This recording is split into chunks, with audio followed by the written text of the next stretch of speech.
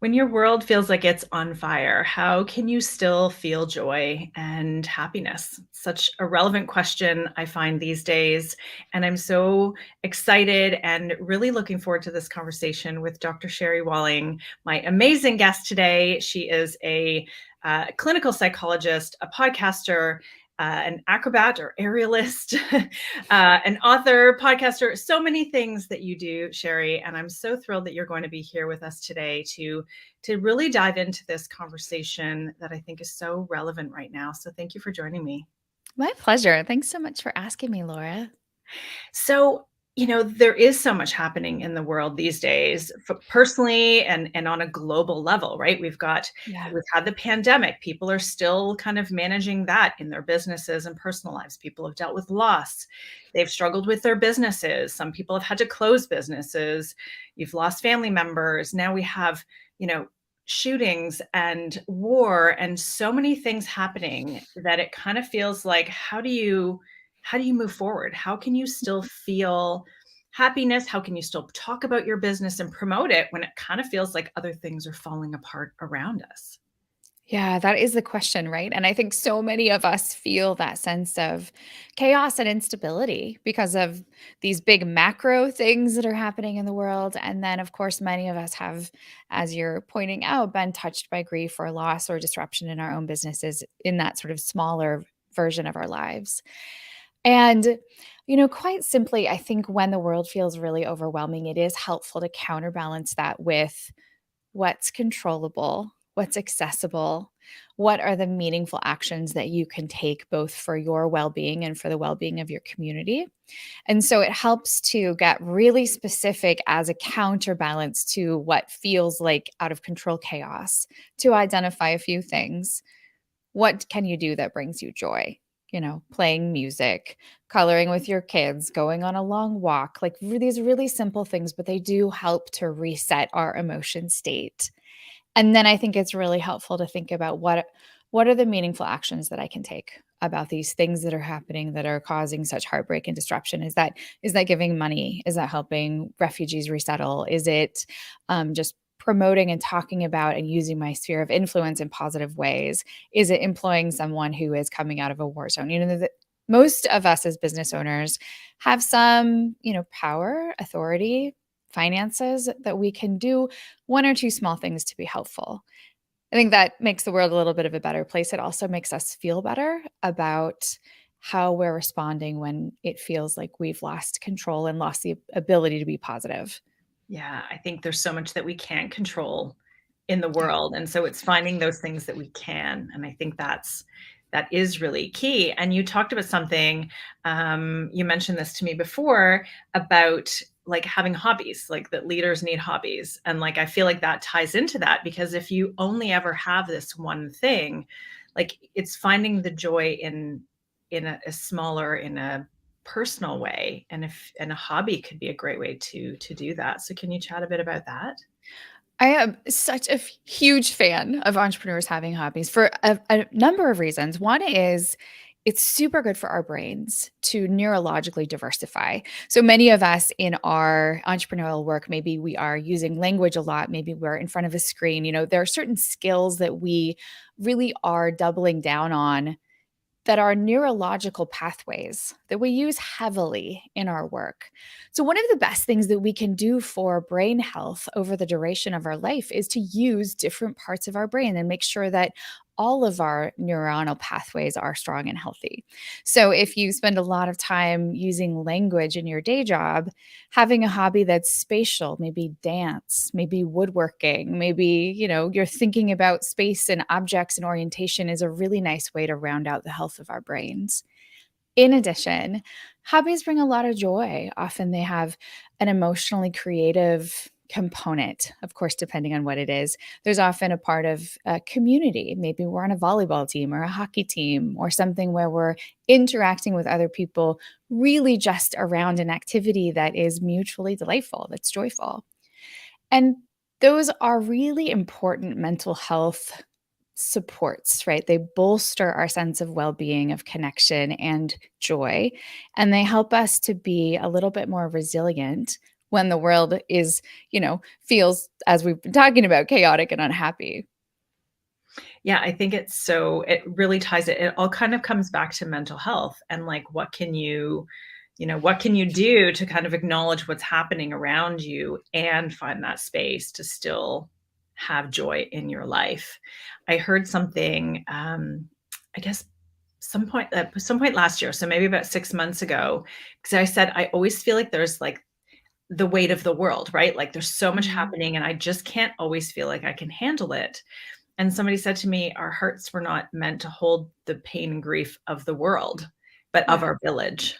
Yeah. And I was like, "Oh, it's because we're so overwhelmed because of globalization and how easily accessible it is to see everything that's happening in the world. We're kind of living out all of the traumatic events that are happening everywhere. And it's really hard for us to handle. And we just kind of sometimes we just want to close the door to it all." Sure.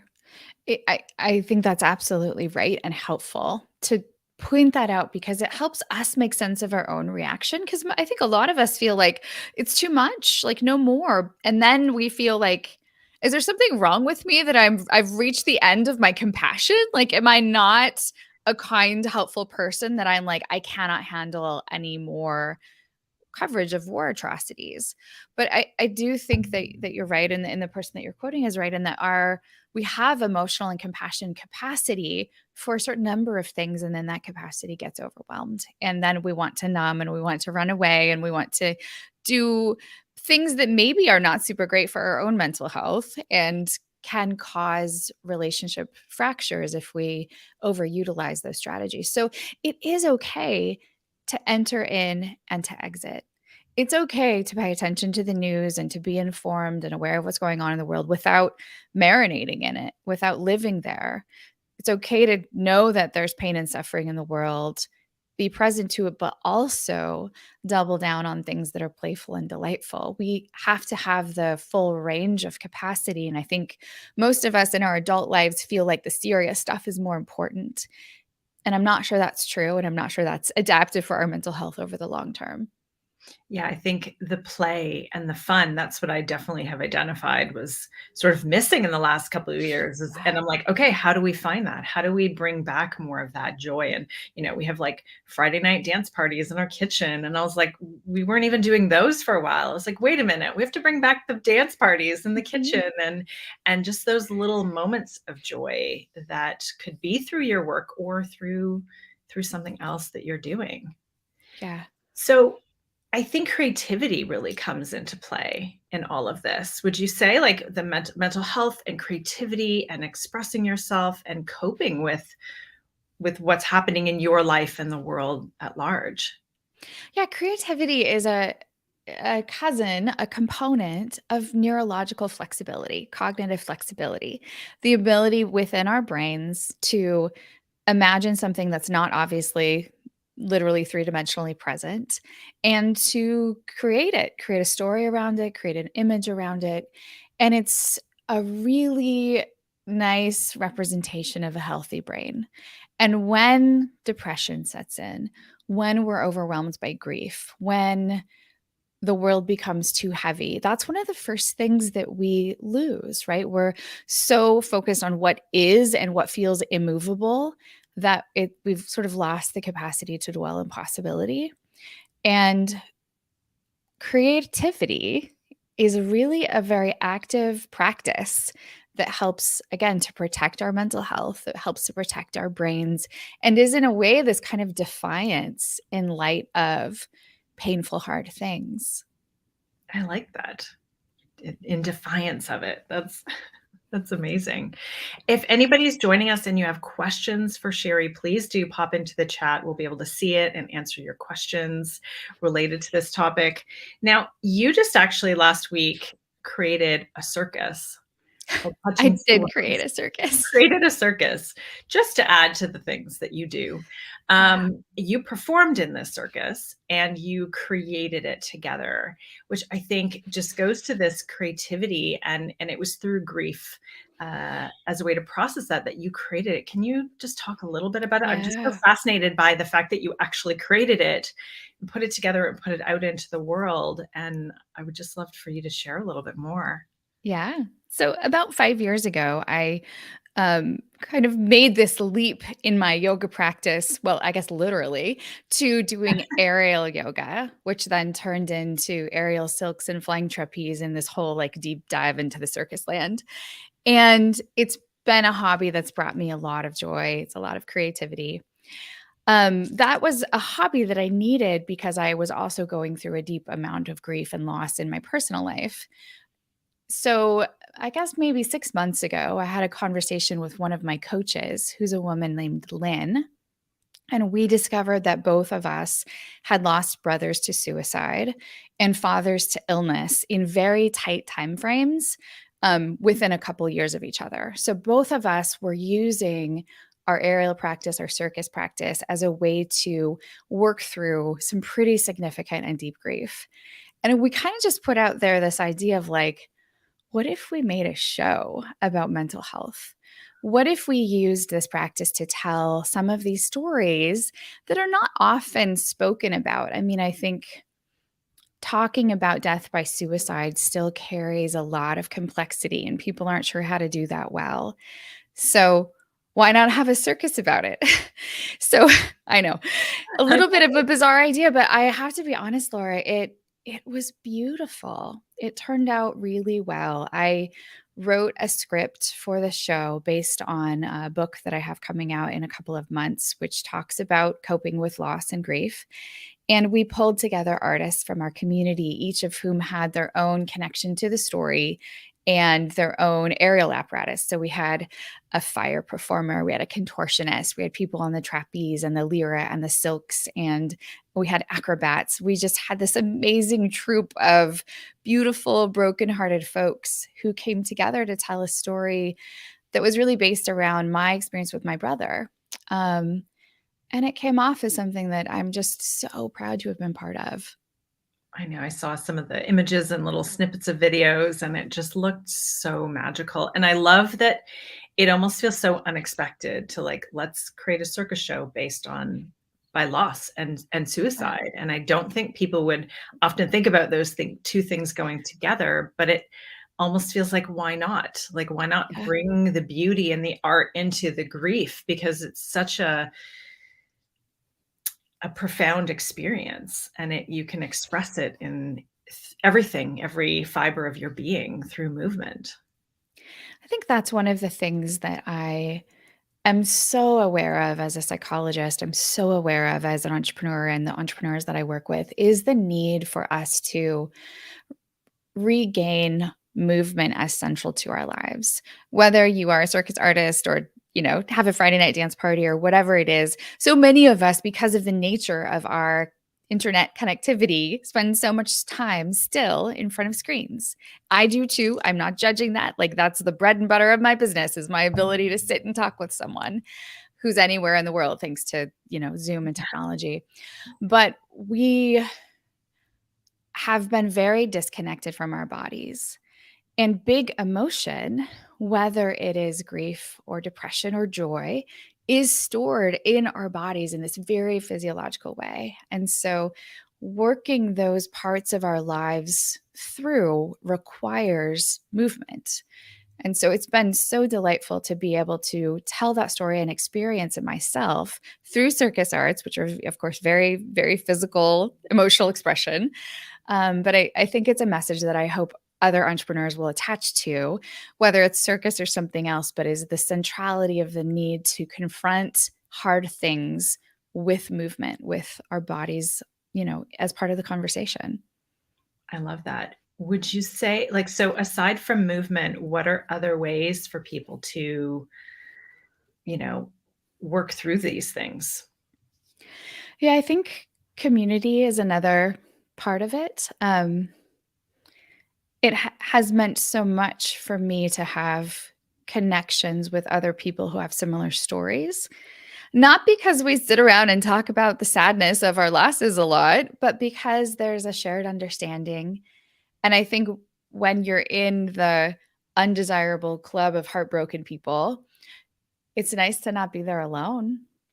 Yeah. So I think being open about what is happening in our lives, as is appropriate to the context, does mean that we find other people with similar experiences. And that is always healing, almost always very healing. So, creativity, expression, physical movement, community, green space, being in nature, gardening, like getting your hands dirty, those kinds of experiences are really, really helpful. Yeah, I find having that shared experience and not to commiserate, but more to just connect with people who can say, I really understand. Like I remember when I was recovering from my car accident years ago, just like nobody really understood what I was experiencing. Like it was such Yeah. a, I felt very alone in that. Even the people, there were so many people around me, Hmm. but I remember meeting somebody who had also been in a similar experience, and just the conversation was so Yeah. different. And it wasn't like we were just like going down a dark hole. It was just like we could laugh about things that nobody else would laugh about. We could Totally. joke, we could say, we could kind of talk about the darkness, but in a way that wasn't going to make somebody want to run screaming into another room, and to just feel really seen and heard, like, oh, I really understand. And now I've actually provided that support for other people. I've had, Hmm. people come to me and say, would you talk to this person? They've gone through something. And I can support them, but I don't really understand what they're experiencing. And I'm like, that's such a beautiful gift now Yeah. that we get to give, to support other people and help them through that and show them like you can move through this, but that will always be with you. And I think that can be a tough thing when it comes to grief or loss, is that it doesn't just end and go away one day. Yeah. Yeah, I've been talking about it and thinking about it for myself as just this like this landscape that I live in now. And it's not a terrible landscape. It's just a little bit different than the one I was in before. Um, but there's a way to be comfortable here. And I think when you've experienced significant tragedy, loss, grief, there are just places inside of you where those experiences live. And they can be acutely painful, or they can also just kind of settle in and be part of the collection of like scars and freckles that you carry. Um, and I have found that the more that people are comfortable with those parts of themselves, with those experiences, the more likely they are to talk about it, which of course creates the kind of connection you're talking about, the connection to both receive help and support, and then eventually give help and support, which is really powerful. But I also feel like we don't want to have landmines inside of us. We Mm. want to kind of know the territory of our inner worlds. We want to understand our hurts and where they come from and hold them gently, protectively, lovingly, not shove them in the corner and cut them off and be afraid of them, which is, an important part of mental health, an important part of like healing. Yeah, and I think those things can come back to bite you in the end, right? They'll come through in a physical manifestation of an illness or something, right? Like you think Yeah. you've just squashed it down, but it's still in there, and Yeah. it'll come through maybe when you least expect it or don't really want it to, because your body and your mind is just screaming for support through that. And I do think entrepreneurs are particularly vulnerable to that, if I could, as part Yeah. of the crew, call us out a little bit, because 'cause we're in motion and we're used to, like, just go, Yeah. right? We have to do lots of hard things. We're used to hard things. We kinda do hard things for breakfast, and it's really easy for us to just roll on through without taking the time that's required to tend to those more fragile bits, get to know them, and help them integrate. So I think that's why one of the reasons I've decided to speak so openly about these losses among my entrepreneurial community is because of anybody, I feel like these are the folks that might need a little bit of help in knowing how to engage it without fearing that they're going to get stuck there forever, because you're not. You won't. It's okay. Yeah. It's okay to feel what you're feeling, and now it's like you need to process through that instead of just try to hide them away. Yeah. Yeah. So how do you help people directly? Like, talk about the work that you're actually doing with entrepreneurs?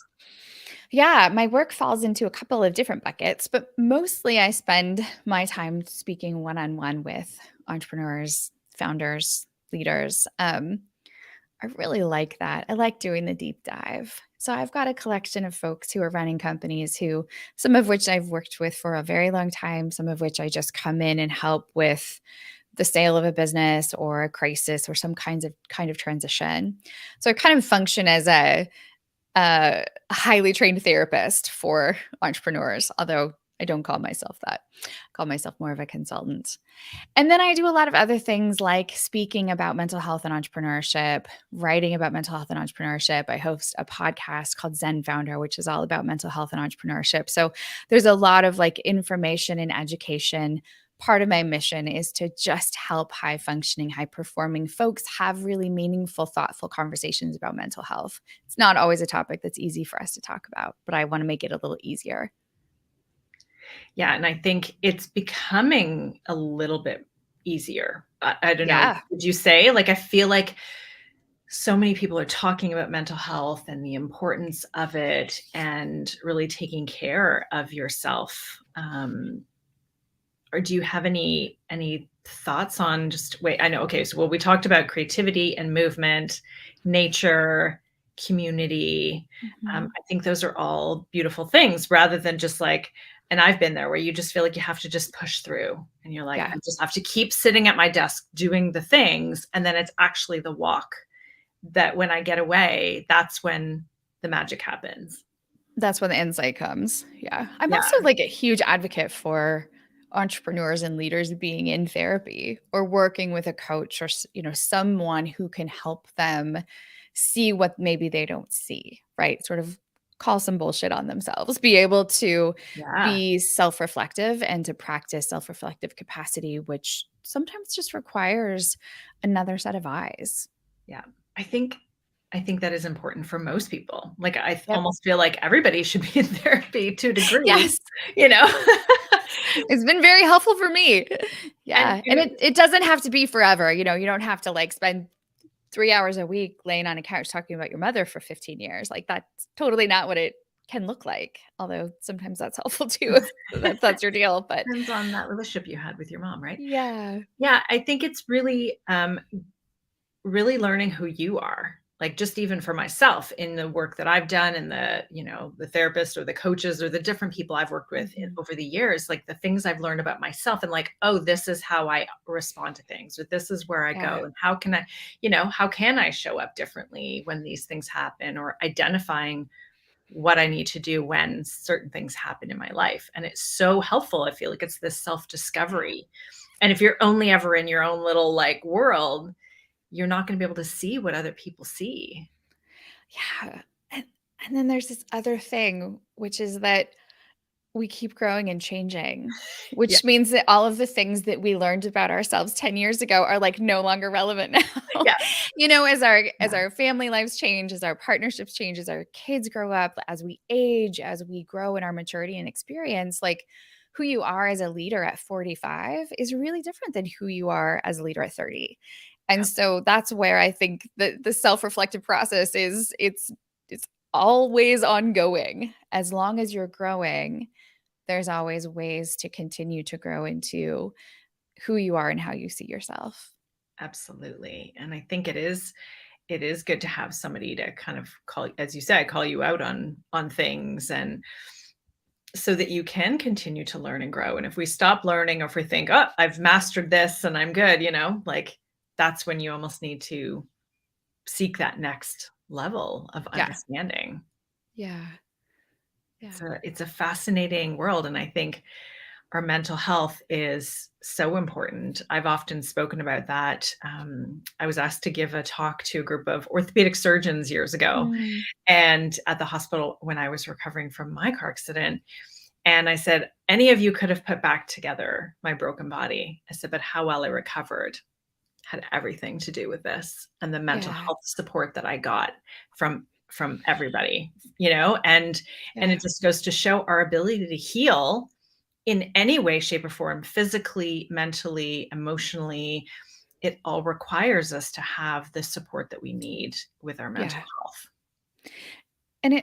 And what you're The word that is coming to mind as you are talking is resilience. Yeah. And we need it both personally and then societally. Kind of coming back to where we started with, you know, going through a newscast of war crime and shooting in a grocery store and just sort of heartbreak after heartbreak after heartbreak. We have to be resilient in light of those events in order to sort of change policy, in order to fight back, in order to create justice, in order to protect people better, but also in order to continue to create a world that's worth living in when it does feel kind of doom and gloom. Yeah. It's a So like can that be a healing lot. bounce back. Yeah. Yeah.